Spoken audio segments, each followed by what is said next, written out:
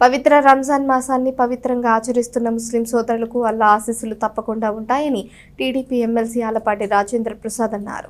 రంజాన్ మాసం సందర్భంగా మాజీ మంత్రి టీడీపీ ఎమ్మెల్సీ ఆలపాటి రాజేంద్ర ప్రసాద్ ఆదివారం సాయంత్రం తెనాలి పట్టణం 22వ వార్డులో జరిగిన ఇఫ్తార్ విందులో పాల్గొన్నారు. ముస్లిం సోదరులకు శుభాకాంక్షలు తెలియజేశారు.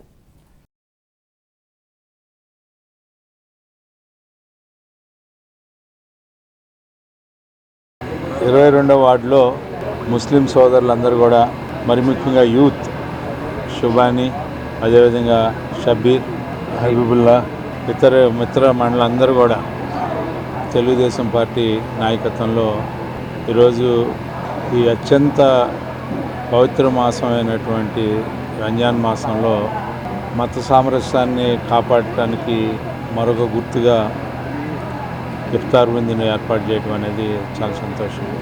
పెద్దలు చిన్న గారు, మంగమూరి హరి గారు, అదేవిధంగా నాజర్ గారు, మహేష్ గారు, సారథ్ గారు, డాక్టర్ గారు, శాశ్వర్ గారు, నరేంద్ర, వీళ్ళందరి కూడా ఆహ్వానించుకొని ఇంత మంచి కార్యక్రమాన్ని మరి ఇఫ్తార్ విందులో భోజనాలు ఏర్పాటు చేయటం.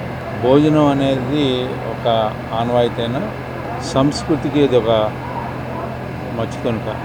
అందరూ కలిసి జీవనం చేస్తున్నాం అనే భావన కంటే కూడా కలిసి నడవాల్సినటువంటి అవసరం, ఆవశ్యకత, సంస్కృతిని, సాంప్రదాయాన్ని, మత సామరస్యాన్ని కాపాడుకునే భాగంగా ఇలాంటి విందుల్ని ఏర్పాటు చేసుకోవడం అనేది మనం